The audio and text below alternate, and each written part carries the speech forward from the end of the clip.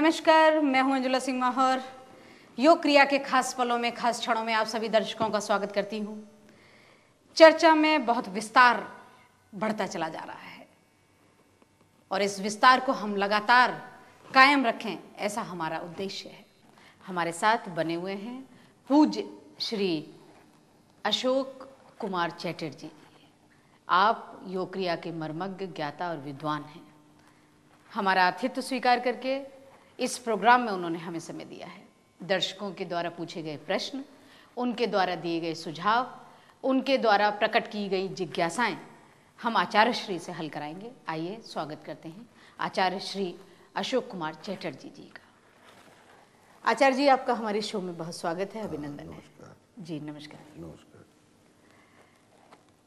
आचार्य जी से भारत वर्ष के बारे में, जिस हिंदुस्तान के हम नुमाइंदे हैं, जिस हिंदुस्तान के हम हिंदुस्तानी हैं, जिस भारत भूमि में, जिस देव भूमि में हम लोगों ने जन्म लिया है, उसके बारे में बहुत कुछ जानना, बहुत कुछ पहचानना कभी कभी बाकी रह जाता है। उन गूढ़ बातों को भी आज आचार्य श्री के साथ बांटेंगे और वार्ता करेंगे। आइए जानते हैं भारत भूमि के बारे में, भारत के बारे में। आचार्य जी, हमारा आपसे पहला प्रश्न, हमारे दर्शकों को बताइए कि इस देश का नाम भारत है। भारत शब्द का अर्थ क्या है?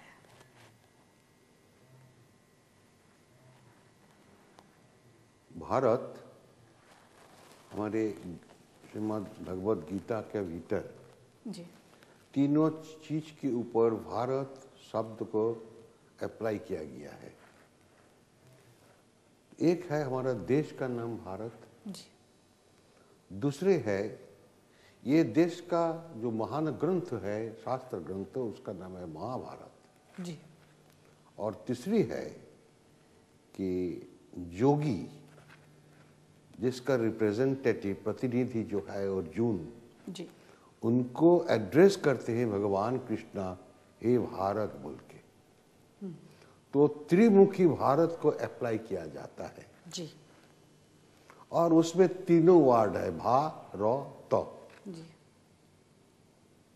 भा का मीनिंग है दीप्ति, तेज। जी, रो जो बन्ही बीज, जी, जो हीट एसेंस हमारा शरीर में रहता है, जी, जो हीट एसेंस के माध्यम से हम सब प्राणी लोग, जीव लोग जिंदा रहते हैं, वो नेबल एसेंस, नेबल से आता है। इसलिए नेबल तत्व को अर्जुन कहते हैं। जी, इसलिए पंचो पांडव के भीतर ऊपर वाले दो को छोड़ दिया, नीचे वाले दो को छोड़ दिया, तो बीच वाले जो अर्जुन है उनको चढ़िए रथ के ऊपर बैठा करके उन्होंने उपदेश दिया था। मतलब ये बॉडी है जो रथ, हाँ, इसके भीतर जो पंच पांडव है वो कोई मनुष्य नहीं है, जी, वो है हमारा शरीर का पंच तत्व, कीर्ति ऑफ तेज मरुद बम। जी, तो कीर्ति ऑफ को छोड़ दीजिए, तेज तत्व जो है, जो कि हीट एसेंस हमारे शरीर में आता है, जी, उसको अर्जुन कहा जाता है। और इसके ऊपर है भीम और युधिष्ठिर। जी, तो ये जो बाहर के जो रूपक जो दिखाया है वो सब शरीर के भीतर है। तमाम महाभारत, तमाम गीता, पंच पांडव और सब कुछ हमारे भीतर में है, जी, सब मनुष्य के भीतर में है। तो ये जो हीट एसेंस यहाँ से नेबल तत्व से आता है उसको अर्जुन तत्व कहते हैं, रॉ। और तो हुआ तौरण, तारण से आ गया, जी, जो कि त्राण हो जाता है। जी, त्राण माने मुक्ति हो जाता है। जी, ये जो हीट एसेंस को लेकर के दीप्ति में वो काम जो करते हैं, जो अर्जुन जो युद्ध किया है, वही युद्ध हम क्रियावान को, क्रियायोगी को करना है। जी, उसी का रिप्रेजेंटेटिव है वो अर्जुन को। जी, ये पूरा भीतर की एसेंस है। तो उसी मुताबिक वो रॉ एसेंस को लेकर के एक योगी जो साधन करते हैं, प्राण कर्मान इच्छा परे, वो प्राण कर्म जो करते हैं, वो करते करते करते वो भाव उसका आ गया है दीप्ति। तो जितनी तेज है, कौन सा तेज है? दिव्य सूर्य सहस्र सदृशी, वो जो 1000 सन्स लाइक पावर, जो कि सबके भीतर है, उसका हीट एसेंस उसका सामने में आ गया। वो एकदम बेवल हो गया। उसको देखते देखते जो अर्जुन को भी डर हो गया था, हे भगवान मुझे ये इतना तेज नहीं चाहिए, शांत प्रशांत मूर्ति से मुझको दर्शन दे दो। गृहस्थी के भीतर एक साधन है, जैसा भगवान राम, भगवान कृष्ण, भगवान श्यामचंद्र, इसी तरीका से संसार धर्म बड़ा धर्म है जी। तो हमारे बंगाल में राम प्रसाद बोलकर के, राम प्रसाद सेन एक बड़ा भारी वो सिंगर था और बड़ा भारी वो काली का तपस्या करते थे जी। लेकिन पीछे देखा जाता है कि वो भी एक क्रिया योगी था जी। हाँ, तो वो भी बताते हैं ये संसार धर्म सबसे बड़ा धर्म है, इसलिए इसको मैं छोड़ नहीं सकते जी।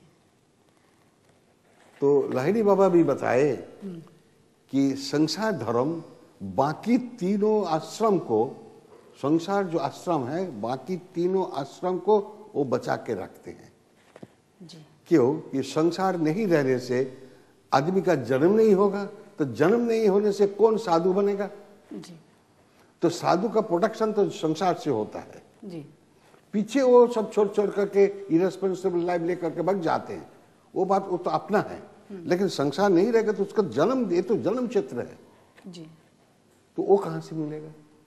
इसलिए ये भारत को तभी हमारी देश भारत होगा जब ओ जैसा बॉम्बे से मुंबई हो गया तो ऐसा इंडिया से भारत होना चाहिए। ये मेरा अपील है तमाम देश के ऊपर। अगर देश के अपने एक स्वीकार करे और उनके ना करे उनकी बात है। आचार्य श्री ने भारत का इतना विस्तृत अर्थ बताया। बहुत सारे दर्शक ऐसे भी होंगे जो ये जानना चाहते होंगे कि भारत तीनों के संधि विक्षेप अगर किए जाए तो उनके अर्थ क्या क्या निकलते हैं। आचार्य श्री ने बड़े विस्तार पूर्वक भारत का अर्थ बताया और ये अपील की है जन साधारण से, सभी दर्शकों से, अपने श्रोताओं से, अपने भक्तों से, अपने फॉलोअर से कि वो इंडिया छोड़ें और भारत को अपनाएं। भारत का अपना अर्थ स्वयं में दिव्य है। आगे बढ़ते हैं दूसरे प्रश्न की तरफ। आचार्य श्री, आपसे हमारा दूसरा प्रश्न है कि योग प्रबंध में आपने भारत आत्मा लिखा है, आपने प्रबंध लिखा है जिसके अंदर भारत आत्मा लिखा है, उसके बारे में भी हमारे दर्शकों को बताइए। उसमें 18 आर्टिकल्स है जी। तो 18 आर्टिकल्स का माध्यम से मैं यही बोलना चाहते थे जैसे हमारे भीतर आत्मा प्राण है वैसे हमारा भारत का भीतर में भी है जी। तो ये जो भारत का जो आत्मा होती है वो अभी रोते हैं जी। तो उसका रोना को कौन बंद करेगा? जोगी छोड़ करके किसी से संभव नहीं है। भोगी जो है वो अपना भोग से खुशी है, सुखी होता है, लेकिन वो मरणशील है जी। जोगी कहते कि नहीं, हम जन्म मृत्यु से बाहर चले जाते हैं, चले जाने के लिए कोशिश किया, इसीलिए मैं भारत भूमि में जन्म लिया है, यहां से हमको छुट्टी होना चाहिए जी। लेकिन वो देने वाले नहीं है जी। और उसका मर्म को समझने वाले भी कोई नहीं है जी। मुश्किल यही हो गया जी। तो ये जो भारत आत्मा, ये भारत आत्मा अभी क्रंदनशील है जी। उसका क्रंदन को रोकना हमारा भारतवासी का काम है जी। अभी भोगवाद और हिंसावाद जो कि सेल्फिशनेस बाद, ये सब बाद से उसको खा लिया जी। इसको हटाओ और हमारे भारत को बचाओ।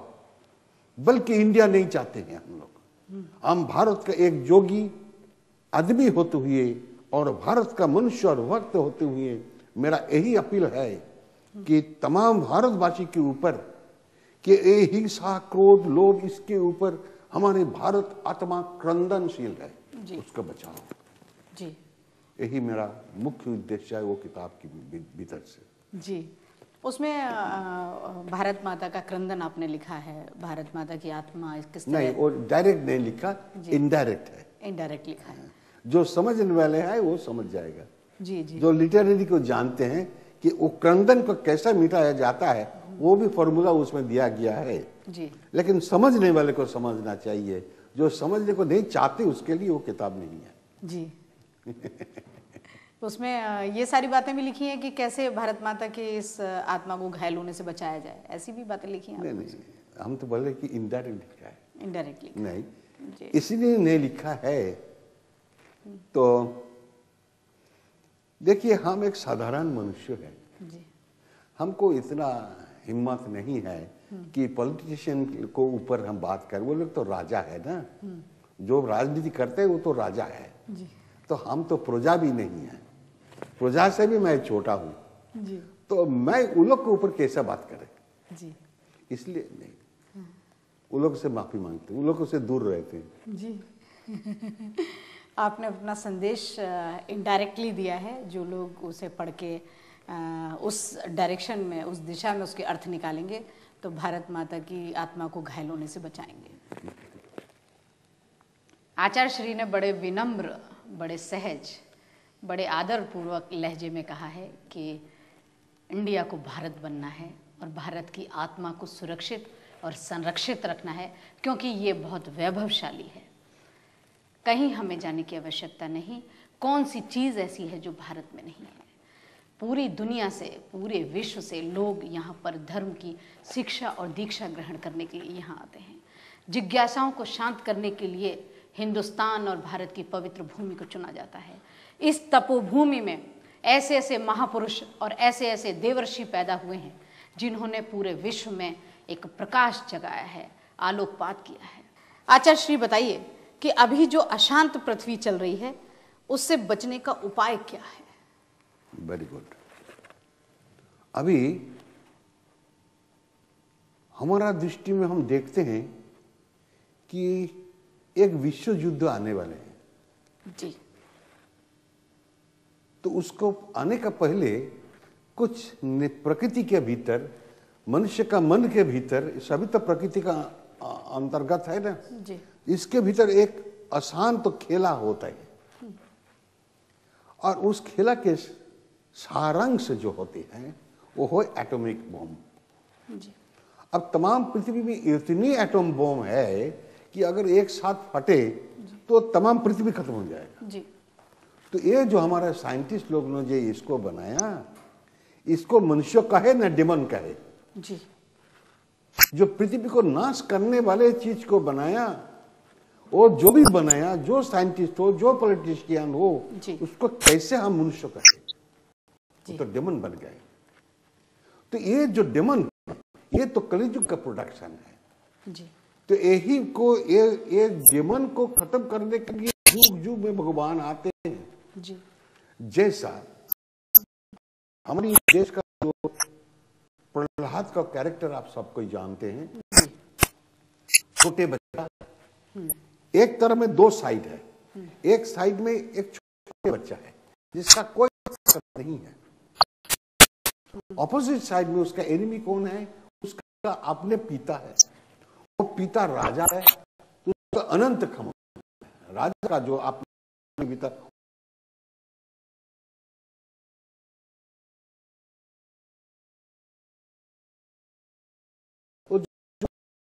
वो कर सकते हैं। वो पिता ये अपने पुत्र को दमन करने के लिए कितना काम किया आप सब जानते हैं, देशवासी हमारे जानते हैं प्रहलाद की कहानी। जी।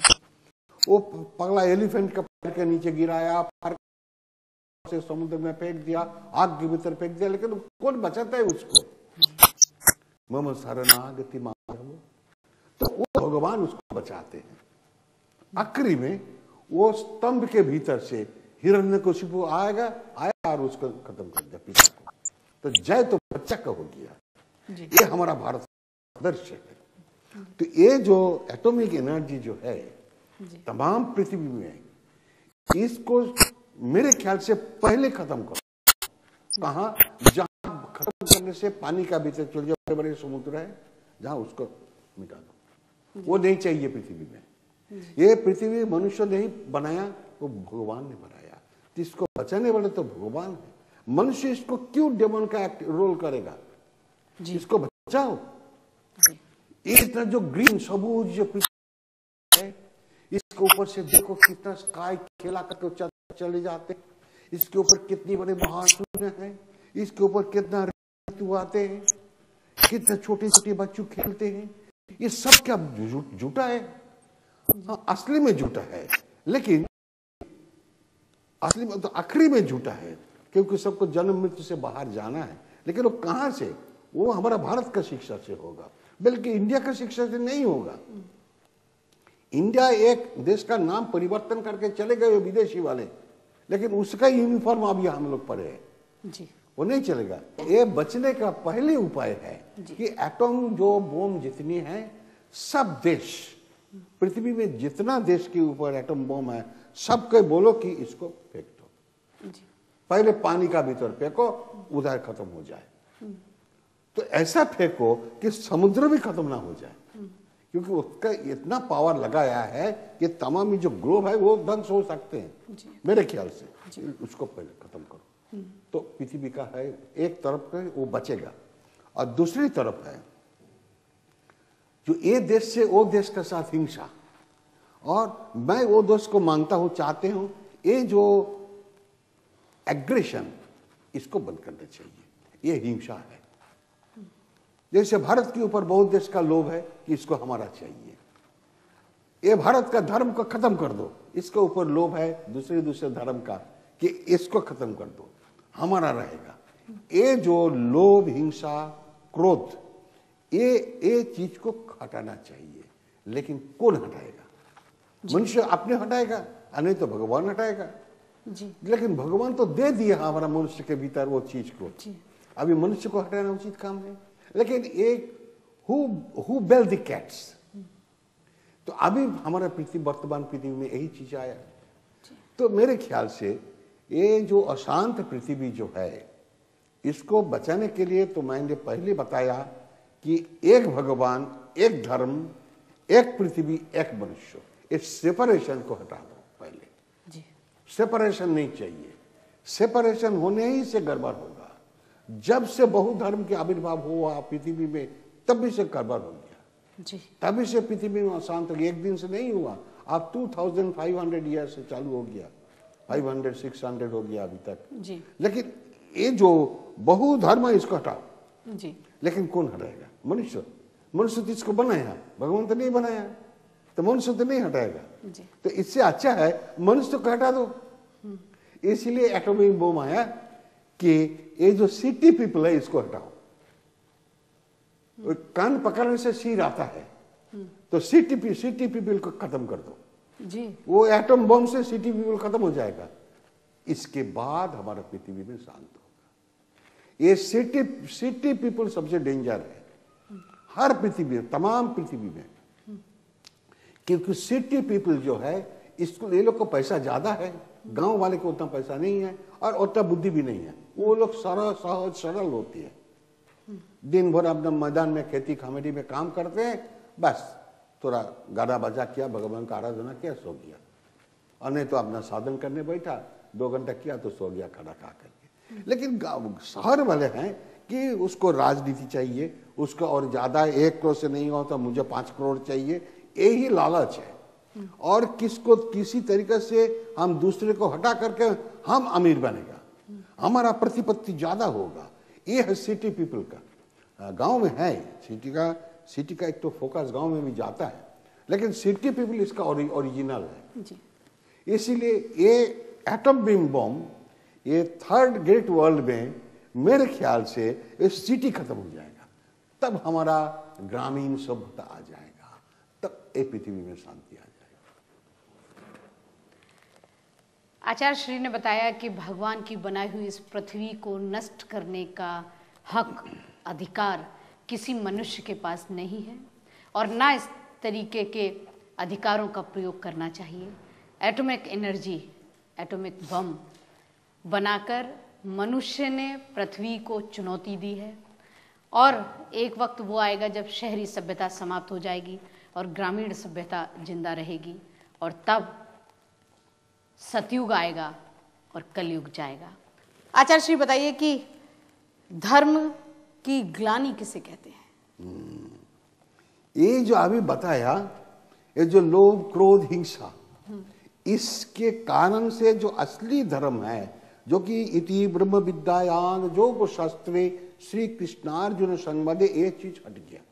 और ये जो बज्जो पूजा अधमाधम, अधम से भी अधम है, उसको हम लोग फाइनल सोच लिया। यही तो धर्म का ग्लानि है जी। जो करने का उचित था वो नहीं किया है, और जो करने का उचित नहीं है वो करते हैं।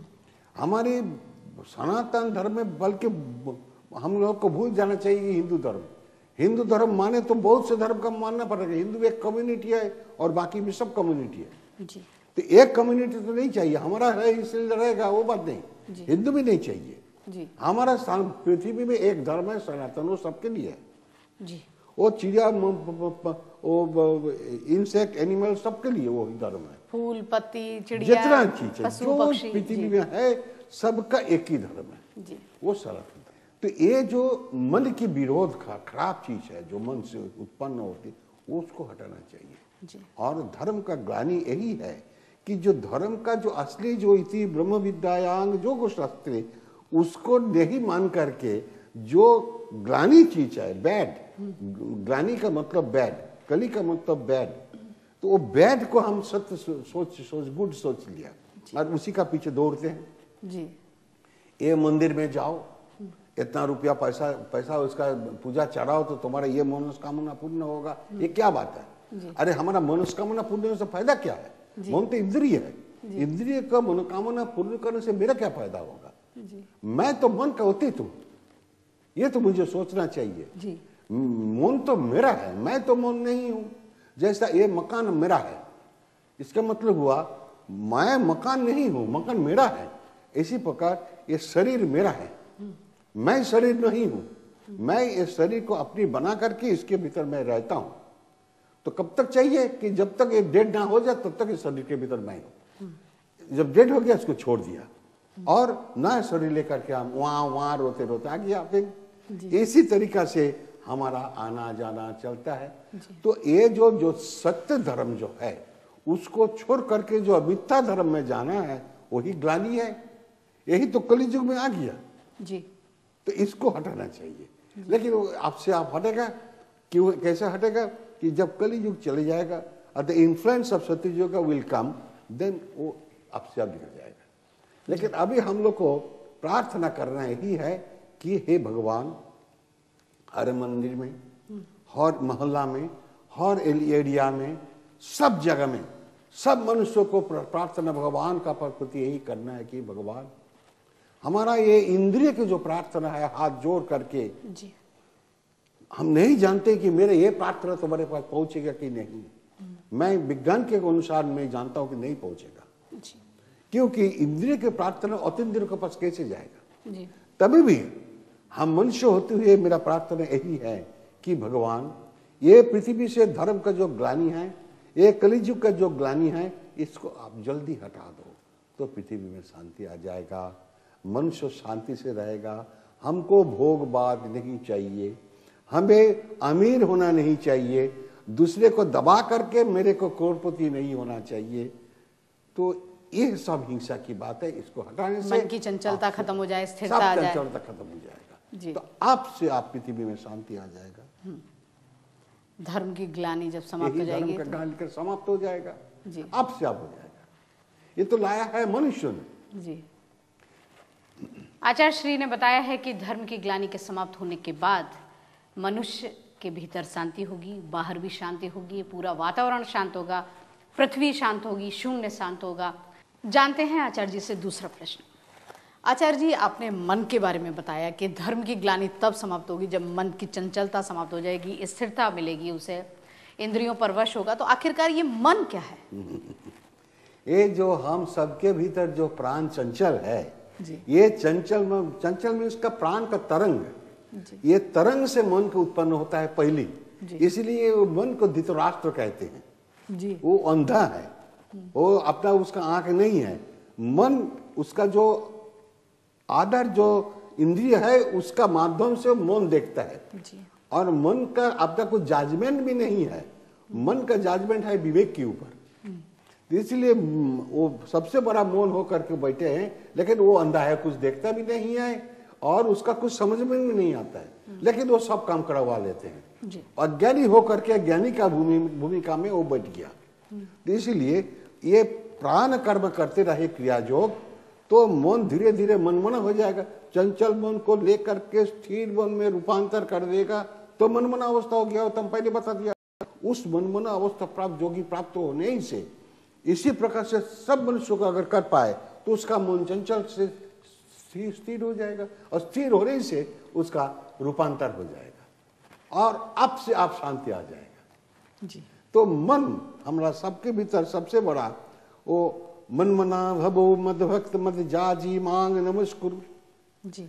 ये जो है हमारा मनमना, मन को लेकर के मन में रखो तो पीछे क्या होगा, हमको दूसरे को नमस्कार करने का भी जगह नहीं है, क्योंकि उस वक्त तो हम छोड़ करके तो है ही नहीं जी। आप दूसरे को प्रणाम करने का इरादा नहीं करता, आपसे आपके आप प्रणाम होता है, ये बात आ जाएगा तब शांति आ जाएगी। पहले हमारे एक एक करके आदमी का भीतर शांति होना चाहिए, पीछे वही शांति हमारे पुत्र हमारा पोता सबके भीतर से माध्यम से वो शांति का प्रतिष्ठित हो जाएगा जी। तो आप चले हम सब इस दुनिया में शांति लाने का कोशिश करें इसी रास्ता से। आचार्य श्री ने मन को भी बड़े चतुराई से और बड़े गंभीरता से और बड़ी, मैं तो कहती हूँ कि विवेकशीलता से मन को उन्होंने डिस्क्राइब किया है। समय की बाध्यता है, समय की विवशता है, समय समाप्त होने को है, लेकिन बातचीत और चर्चा पर चर्चा अभी समाप्त होने का नाम नहीं ले रही है। आज ही के दिन, आज ही के समय, अगले हफ्ते फिर आपके साथ मुलाकात होगी। इन्हीं शब्दों के साथ इजाज़त दीजिए अंजुला सिंह माहौर को।